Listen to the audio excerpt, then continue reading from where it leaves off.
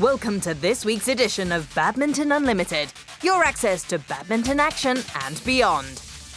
On this week's show, we speak to Danish men's singles ace Viktor Axelsen about his rise to #2 in the world rankings. And Malaysia's Misbun Sidek tells us more about the famous Sidek badminton family.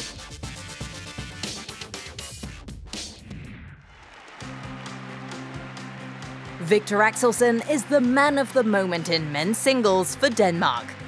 Along with players like China's Shi Yuqi, Hong Kong's Ka Long, and Indian shuttlers Kidambi Srikanth and Samir Verma, Viktor represents the exciting crop of early 20-somethings in the men's solo event for the coming decade.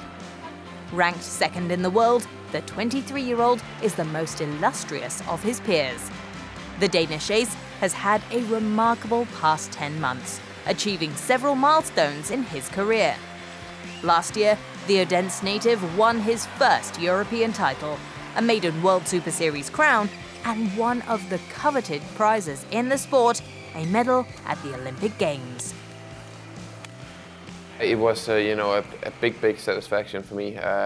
One of the biggest results in my career still, because the Olympics is not only a stressful event when it's going on, it's the time leading up to the Olympics when you doubt yourself in some kind of way, and you're not really sure how your level is compared to your opponents and stuff like that. So I was really relieved and really happy about the result, because an Olympic medal it's a really special result for me. Since Poul Erik Høyer won the Olympic gold in Athens '96, Europe hadn't medalled in the men's solo discipline, and the young Dane changed that 20-year-old statistic in Rio. Up against legendary Lin Dan in the third-place playoff, Viktor would play the greatest match of his promising career, rallying back from a game down to capture the bronze medal. When you're standing there the day before the bronze medal match, you know that you have one extra shot of getting a medal, and it might be one of the biggest results in your career. So I was really set up, of course, and I did everything I could to prepare in the best possible way. And it's a really special feeling because on the one hand, you're really disappointed about losing the semi-final, but you also have to look forward to the bronze medal match. And I did that and did it well, I think, so I was really proud afterwards. Viktor was already a popular face in badminton circles, but with the worldwide audience closely following the Olympics, the young Dane caught the attention of people outside the badminton community. His medal-winning feat in Rio elevated his profile and popularity, especially back home. It was tough in a good way, but still it was special for me because a lot of people who might not follow badminton year-round suddenly paid attention to it during the Olympics. So, normally when you just go shopping in Denmark, I can go wherever I want without getting recognized. But now, around my home and stuff like that, people knew who I were. So it was really special for me, and everyone was really nice. So it's not a bad thing, but it was something that I had to get used to. Viktor made his 2016 season even more special by adding the prestigious Dubai World Superseries finals title to the Olympic medal. Although the Dane had been making waves in the international circuit in the last few years, a World Superseries title eluded him in 6 finals prior to last year's tournament. That he won his first crown at the year-ending finale made it particularly memorable.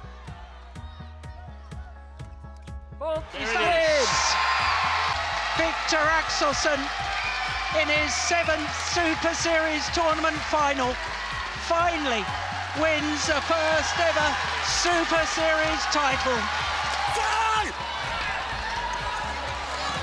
Actually, the preparations for the Dubai Super Series wasn't that good. After the China Open, I didn't play the tournaments afterwards. I went for a vacation 1 week, and because of Hans Christian Wiesenhuis, he had some issues with his stomach. I got the chance to go, so it was a bonus tournament for me, and I only had 2 weeks preparation before the Dubai. But that ended up in resulting that I went, really relaxed, and that was a good thing for me, and I played really well, and suddenly I was in the final, and yeah, of course it was a big relief to you know, winning the Dubai Super Series finals, because I've been in the finals so many times, and you always get met with the question when you're going to get your win. And yeah, now I did it, so that was great. With the floodgates finally open, the Dane carried forward his winning mentality into 2017. Only needed the one. Twice a runner-up at the India Open, Viktor finally got the triumph he so deserved in Delhi. Despite his recent successes, the world #2 is not about to rest on his laurels, especially if he wants to stay ahead of the pack. You know, I always remind myself that even though, you know, I won Dubai and I won India now, that doesn't mean that I will have it, you know, feel it much easier in the next tournaments to come. Everyone wants to win, and if you want to stay on top of your game, then you have to keep practicing hard and to keep going down the path you've been on for the past several months, because I know that I have to keep improving, and I still have a lot of room for improvement. And I remind myself that every morning I wake up that today is another new chance to work hard and be a better player and better person. So I try to follow that. Yeah. The young gun has certainly come of age. If he continues on his winning path, the youngster looks set to join the ranks of some of his illustrious predecessors as an all-time great of the game.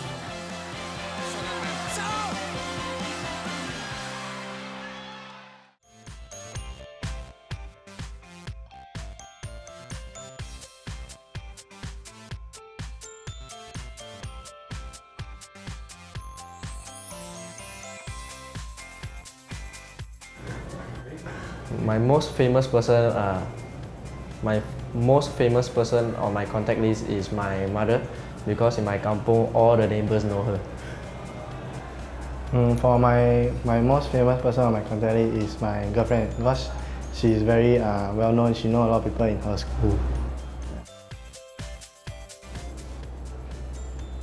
My most memorable moment in my badminton career is when the time I win the Malaysian pair in BAC, because at that point of time I was struggling to find my form, and that's the breakthrough lah. And I get to play for Fong Chanan also, which is very good.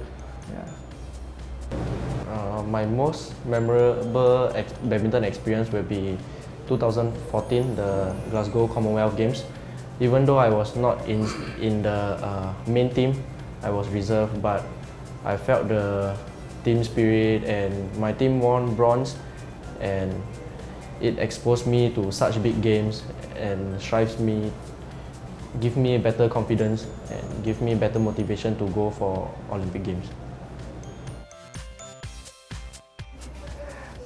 Okay, other than badminton, my favorite sport is soccer, and I support Manchester United because of the past manager, Sir Alex Ferguson, because he was very inspiring. He managed Manchester United for very long and get the team a lot of trophies. And from there, he got very many learning points I can get from him. And yeah. The other sport I enjoyed watching is soccer. My team is Chelsea. My favorite player is Frank Lampard, ex-Chelsea player. Then, yeah, but now I support Chelsea.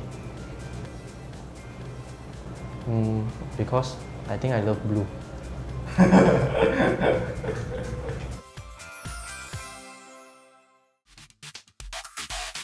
It's trivia time on Badminton Unlimited. How well do you know the World Mixed Team competition? This week, we want you to tell us who the Sudirman Cup is named after. Have a think, and we'll reveal the answer after the break.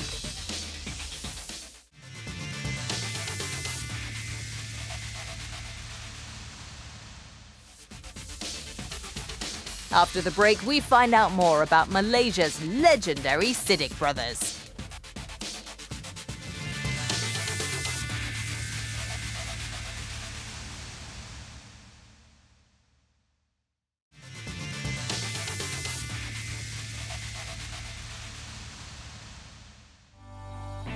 With digital innovations, shuttle time is now more fun, engaging and accessible than ever, so get connected to BWF's Badminton Schools program. Find out more about BWF's grassroots initiatives on these platforms. Download the app, visit the website, and get active on Facebook. Your gateway to shuttle time has never been so easy. Before the break, we asked you who the Sudirman Cup is named after. The answer is Dick Sudirman. One of the founders of Indonesia's badminton governing body PBSI and its president for 22 years, Dick Sudirman was admired as an efficient administrator. Sudirman will be fondly remembered for leading negotiations to bring back the breakaway World Badminton Federation with the sport's governing body, the International Badminton Federation. The two bodies were united in May 1981 after 2 years of negotiations. Following his passing 5 years later, his longtime friend and PBSI Vice President Suharto Suhandinata suggested that a tangible effort be made to honor Sudirman's memory. This gave rise to one of badminton's major tournaments, the Sudirman Cup, the World Mixed Team Competition.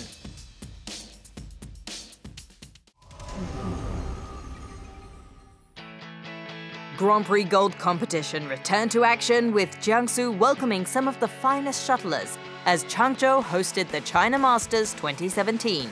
Finals day commenced with Japan taking center stage as number 2 seed Aya Ohori took on compatriot Saina Kawakami in the women's singles final. It was a tight exchange in the opener, with both Japanese players displaying neat plays. It was Ohori who surged ahead to grab the first game.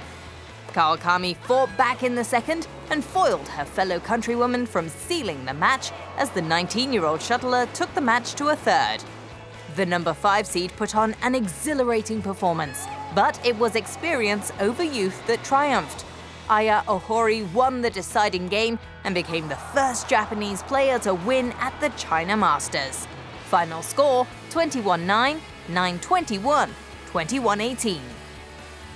The host nation was guaranteed a winner in women's doubles as 2 Chinese pairs, Bao Yixin and Yu Xiaohan, and Huang Yaqiong and Tang Jinghua walked on court to battle for China's 10th consecutive women's doubles title at the tournament.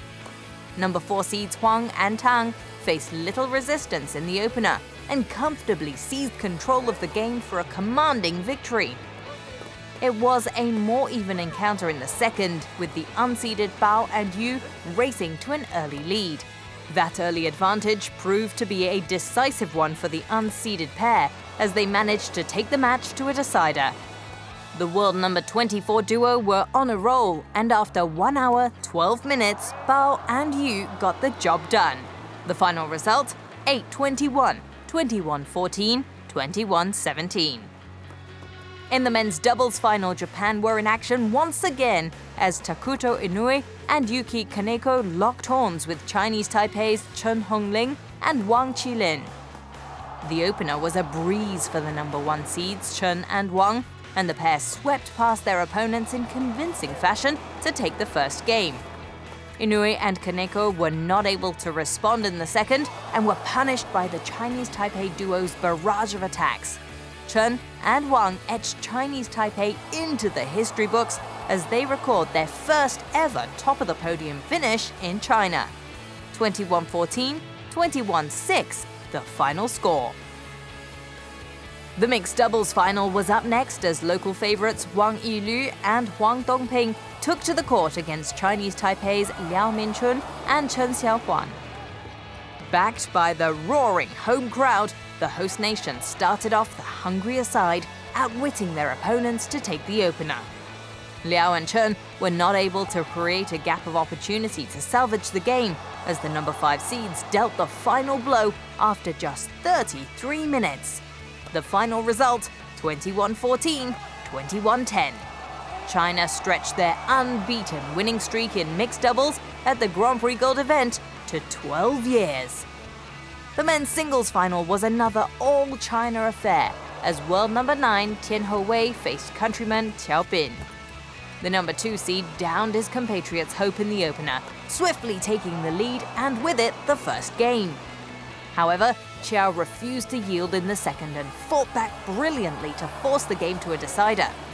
It was a tantalizing final game between the two Chinese shuttlers. Tian surged ahead early with an impressive lead, only for his opponent to threaten by making it 16-all. But sadly, that was all Chiao could muster, as Tian won the next 5 points to reclaim the crown he won in 2014. 21-15, 15-21, 21-16, the final score.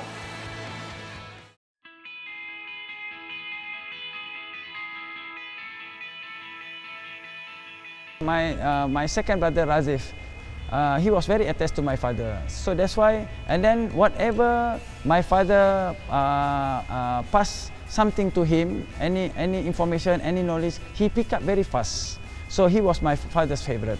And this brother is a little bit more stubborn in the sense that if he wants something, he really go for it. So this is my second brother.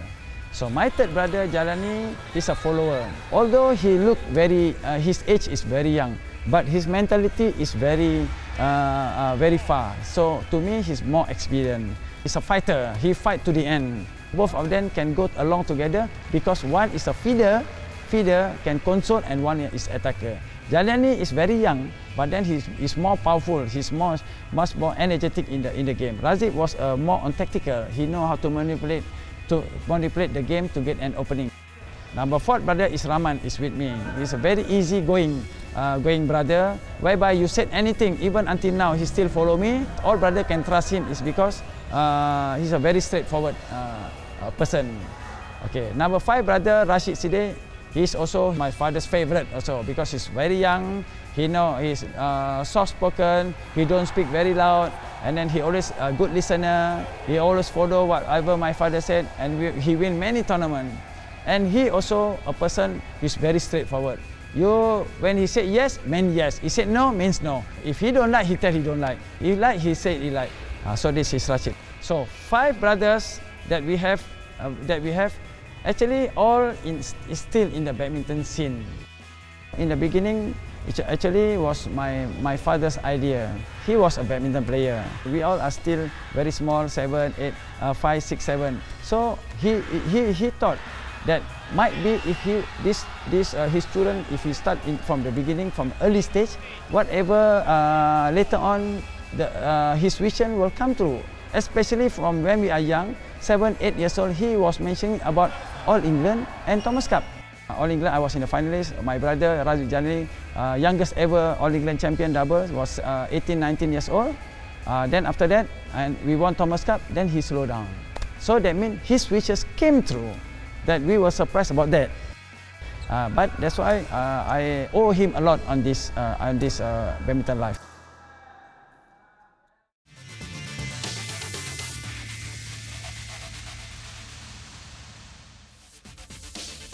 After the break, we learn more about how England is coping after Team GB's funding has been cut.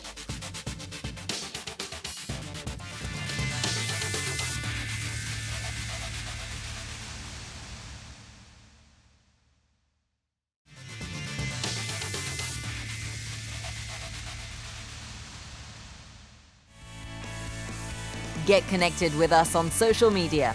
Follow us on Twitter and Facebook and tell us what you think of the latest news. Or perhaps you just want to leave an encouraging post for your favorite player on Facebook. If you've got any comments or photos, share them with us on these social media platforms.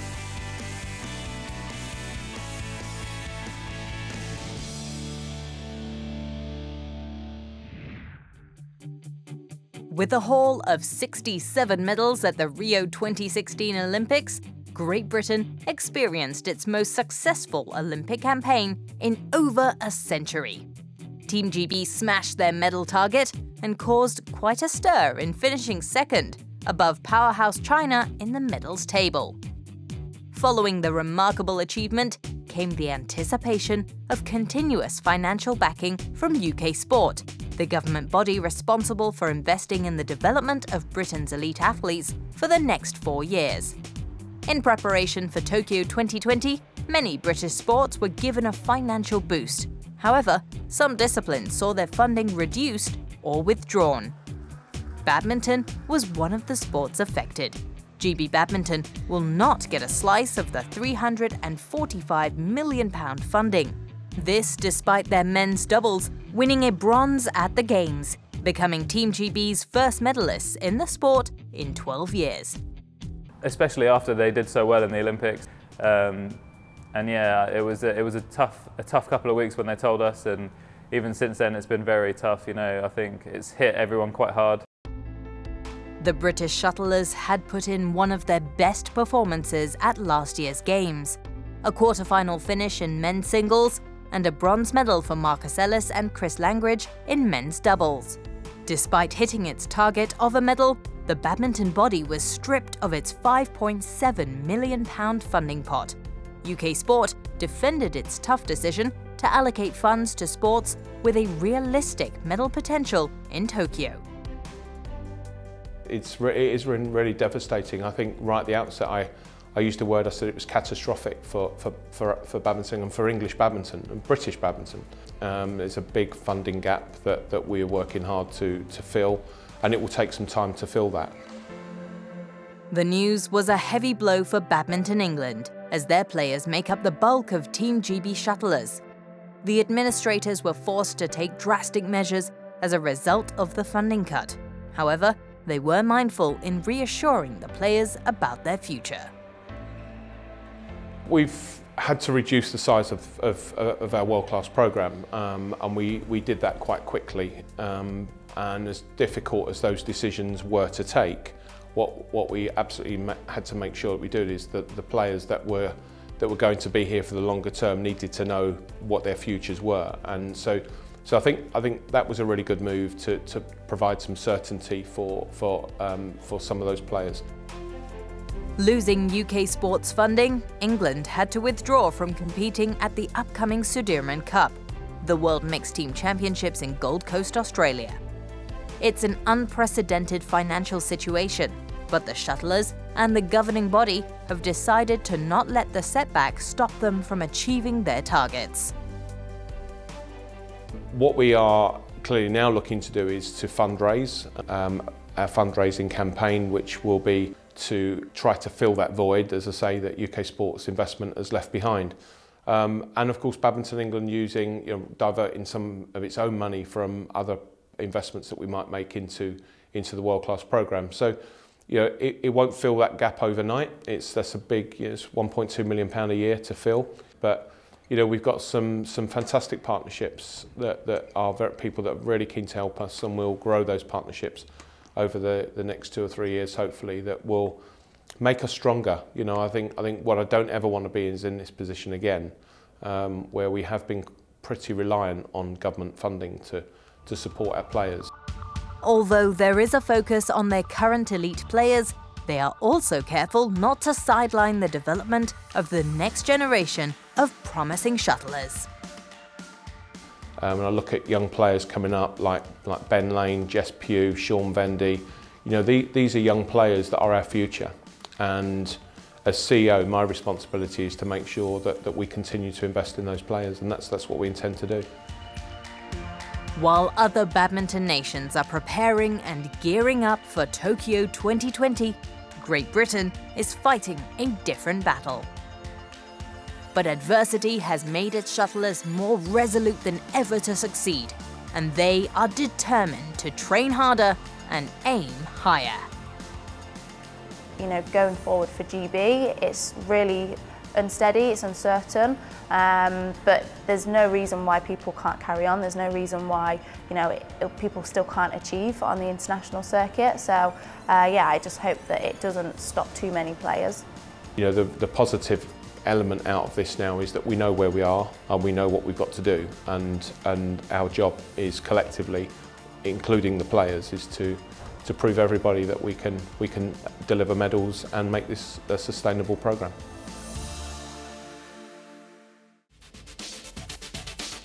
Before we go, let's take a look at the Badminton Unlimited calendar.